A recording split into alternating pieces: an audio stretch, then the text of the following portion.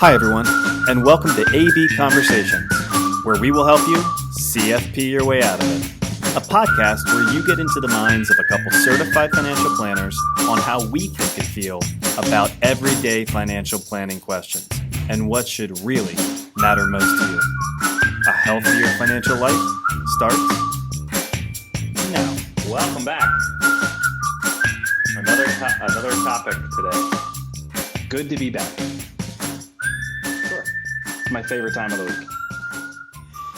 That's not sarcasm. I enjoy doing it. Okay. Well, that's something I learned about you today, because I really thought that was sarcasm or really sad for the rest of your week. So on that note, we're going to talk about the super exciting topic of Social Security. It is exciting. It can be exciting. Yeah, right? It can be. It's, we're approaching this from the standpoint of, we get a lot of questions around it, certainly. The common theme being, what can I do to maximize it? What do I need to do to feel like I'm winning the game? Right. So I'll throw it to you. What are some of those things that we would point out or just kind of frame the conversation on what we would look out for when it comes to Social Security? Yeah, Social Security is far more complicated than I think people believe, right? And we kind of talked about that a couple of moments ago when we're getting prepped up. There's just a lot of variables that go into it, and there's a lot of nuance to it, and it's an uncertain time. I think that's why we're getting some of these questions. It's government budgets, it's rule changes from a couple of years ago, right? So if people want to try to maximize things, right, we're all about it. We're financial planners. We want people to be efficient, make the right decision for them, but it is a gray area. So I think the first thing that we usually get the question on as people are preparing for retirement is the timing, right? When should I start taking it? And maybe that's more sensitive now if people are starting to hear whispers or rumors on what's the sustainability. Should I take it sooner rather than later? Mm-hmm. I don't know. Let me throw it back to you. In that timing camp, we often call it break-even analysis. I know I've got a super cool spreadsheet that kind of helps us do some of this math, but let's talk about that break-even. Yeah, and I think just to give the disclosure, everything we're going to talk about is situational, right? Everybody's situation is different. Their earnings history, the timing, whether they're married or divorced, or all of those things are going to factor into, whether it makes sense to take it at this age instead of that age. But in the grand scheme of what we're looking at, the break-even analysis, right? The very first piece that we kind of analyze is looking at, if I'm going to get a lower benefit at age 62, am I better off waiting until my full retirement age, or at any point later, knowing that my benefit is going to grow in the meantime? And then how long do I have to live? If I wait to collect at a later date and get a higher benefit, I'm going to be giving up maybe a couple years worth of benefit that I could have been receiving on the front end. How long do I have to live for me to get paid back on the back end? And we certainly see that those averages, it depends on which ages you're comparing. But if you're looking at age 62 and age 66, let's call it as the full retirement age, that break-even age is usually late 70s. So and more often than not, if you can outlive that, then it makes sense to wait, maybe. Yeah, and we make that, it's a horrible joke to make, but people usually have their own feelings on their own mortality or health and things of that nature. And it's a bad, morbid joke, but you tell us the day you're going to pass away, and it makes this whole break-even analysis decision a whole lot better, to make. If you tell us the day you're going to die, we'll tell you what to do. But I do think it adds context for somebody, right, based on their own feelings of, okay, that's a large hurdle or it's not. But I think it also comes back to situational planning of, if you are able or want to forego that income, what are the other assets or savings that are going to fill that gap for you? And I think that's one of those situations where somebody may feel like they're winning based on a break-even analysis. Oh, I've got longevity in my family, I'll wait to take it. But now they have to tap into like a retirement asset that's fully taxable to them, that may have been producing income later in life. It's not as simple, right? We have those cool spreadsheets. Here's the number. It's probably not that simple if the other assets or the saving structure is not supportive of that decision. So it's not black and white. Yeah, no, it's certainly not black and white. And even in that scenario where, someone wants to collect because it's a bird in the hand is worth two in the bush, right? If I can Right. start to collect at 62 and I've paid into the system for the last 35, 40 years of my life, whether I need it at this point or not, that's irrelevant. I want my money back out of the system is a common refrain that we hear. But there's things to, Yeah, 50% of people take it early. yeah. That's a stat.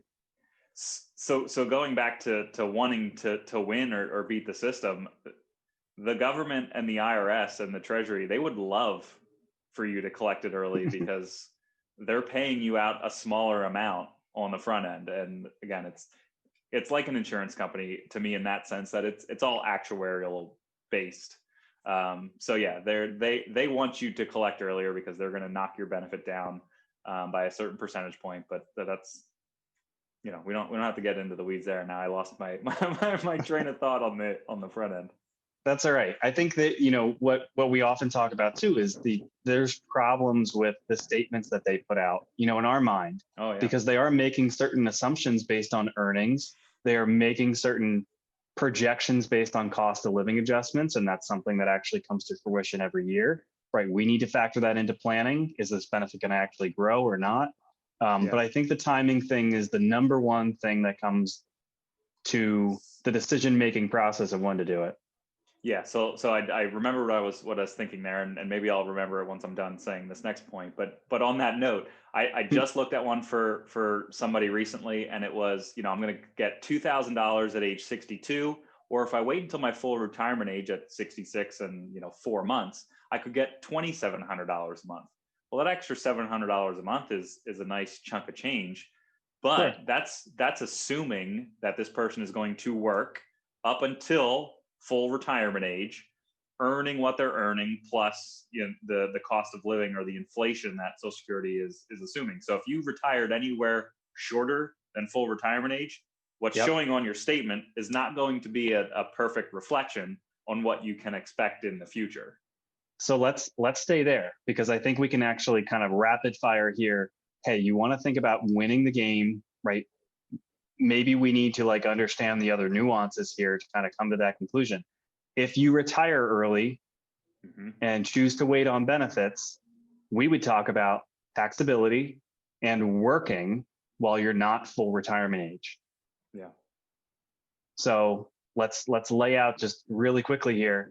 If you are trying to collect benefits while then still working in some capacity, there are rules to that, are there not? Yeah, of course. It's the government. Of course, there's rules. So yeah, if you're collecting before your full retirement age, there's a cap on what you can earn before Social Security starts to essentially claw back or withhold some benefits from you. It's like for every $2 that you would earn over 18,000, I think is the limit in 2020. So for every $2 over and above that you would earn, they would withhold $1 in benefit.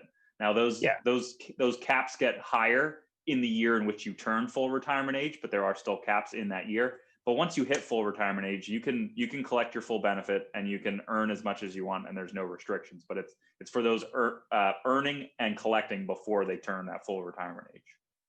So here's what I heard as a financial planner that you said, right? If you were able to potentially retire early, or as we're seeing more frequently now, people are phasing out of work, right? Maybe they're reducing their hours. Maybe they're going to a more consultative role. Maybe they're working from home and that's something that can continue, and that's of benefit to them and the company. Now, all of a sudden, this whole idea of, well, I'm going to collect, but also earn, you may not be able to just stack your income here and that be the reality of, my cash flow, if there are these rules with Social Security on kind of clawing back some of those benefits.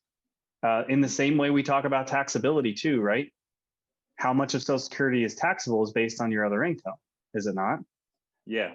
So there's rules and there's a formula, and it's like anything, it's complicated, but the minimum is 50% of the benefit can be taxable of your Social Security benefit, and that can go up to 85%, to your point, based on other incomes. And those hurdles are pretty low, to be fair. It's not hard to get above those hurdles. It's like 34,000 as a single taxpayer.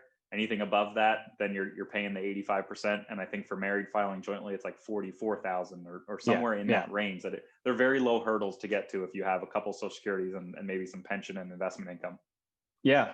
So, that brings to light then too, this whole idea of, in my mind, winning is not just that timing discussion. It's not just how long you're going to live. When we've now talked about taxability, we've now talked about, earning while we're working.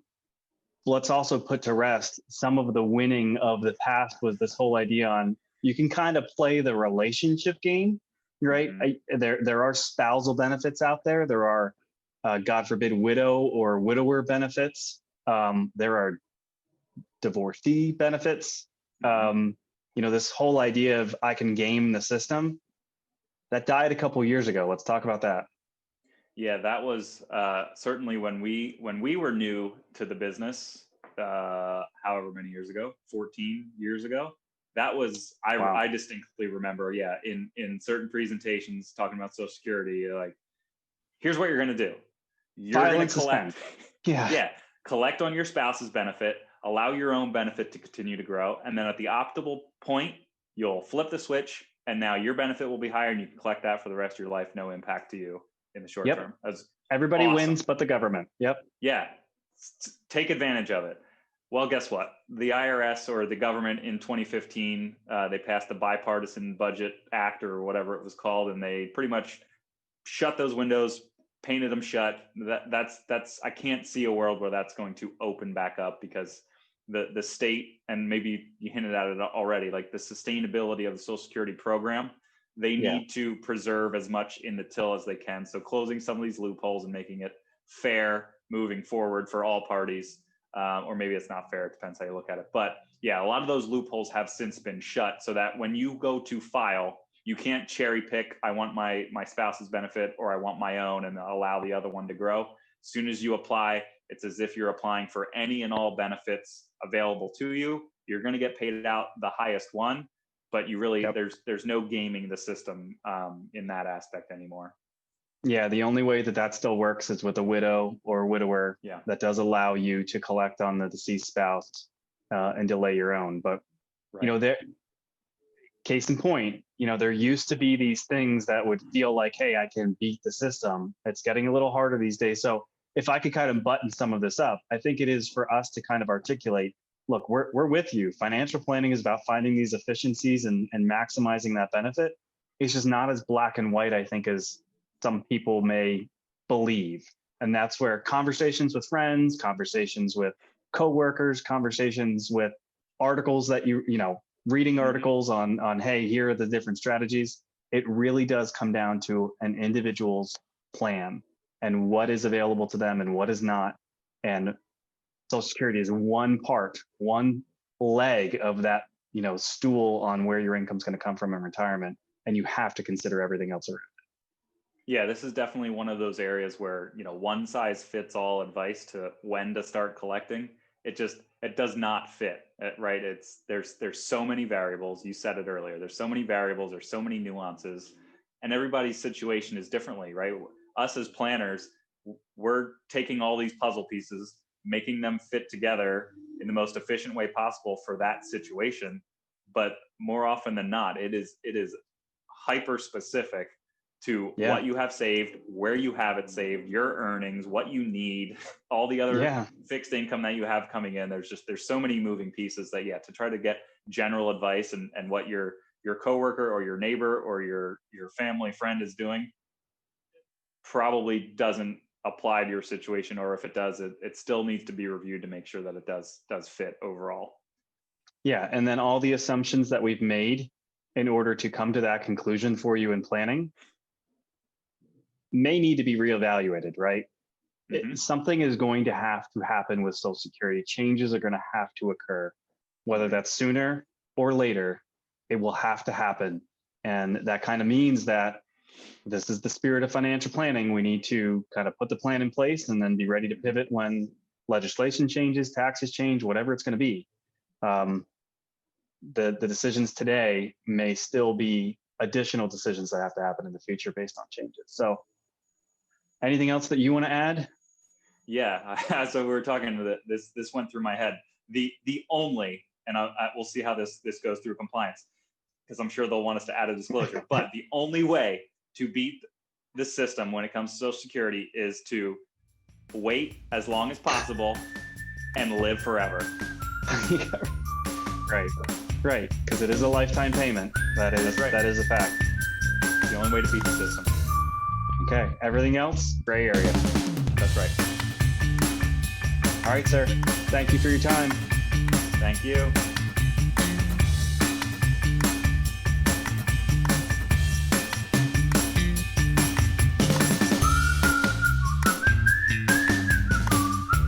Hey everyone, Adam and I really appreciate you tuning in. Please note that the opinions we voiced in the show are for general information only and are not intended to provide specific recommendations for any individual. To determine which strategies or investments may be most appropriate for you, consult with your attorney, your accountant, and financial advisor or tax advisor prior to making any decisions or investing. Thanks for listening.